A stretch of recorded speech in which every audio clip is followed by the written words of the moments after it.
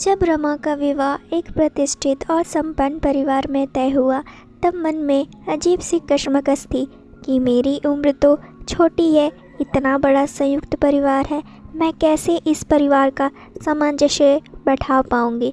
अभी तो किसी भी कार्य में दक्षता नहीं है। परिवार के रिश्ते नाते रीति रिवाजों की पर्याप्त समझ आने में तो बहुत समय लगेगा। उसके मन में बड़ी ही उलझनें थी। पर विवाह उपरांत जब घर में गई तो सारी स्त्रियां केवल स्त्रियां ही थीं। वे धौंस, रौब और अकड़ से परे थीं।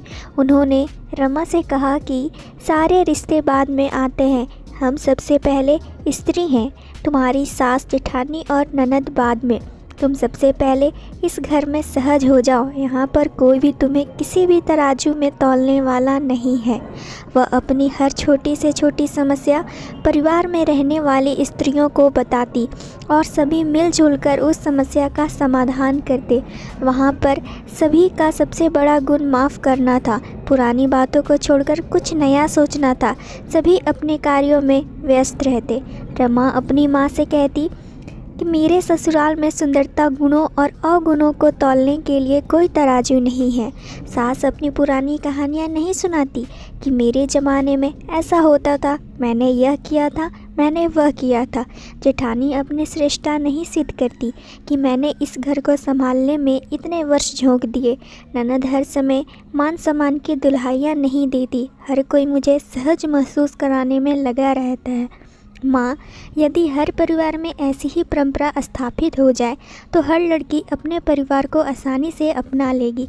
माँ, वहाँ की एक और विशेषता है कि वहाँ पर दोषों पर चर्चा करना स्वीकार नहीं।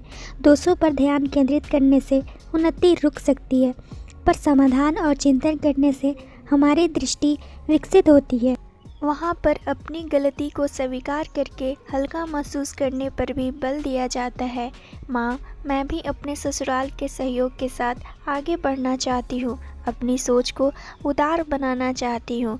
माँ रमा के वाक्य सुनकर मन ही मन उस परिवार के प्रति धन्यवाद और मन से दुआएं दे रही थी, जिस परिवार ने उसकी बेटी की ज़िंदगी आसान कर दी। कभी कभी दुआएं बरकत पैदा करने में भी सहयोग होती हैं। शायद रमा के ससुराल की भी यही खासियत थी।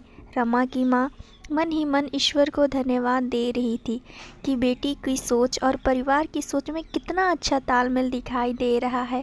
भविष्य में मेरा होना या ना होना मेरी बच्ची की खुशहाली के लिए ज़रूरी नहीं होगा। वह आगे की यात्रा अपनी सकारात्मक सोच और पारिवारिक सहयोग से तय कर लेगी।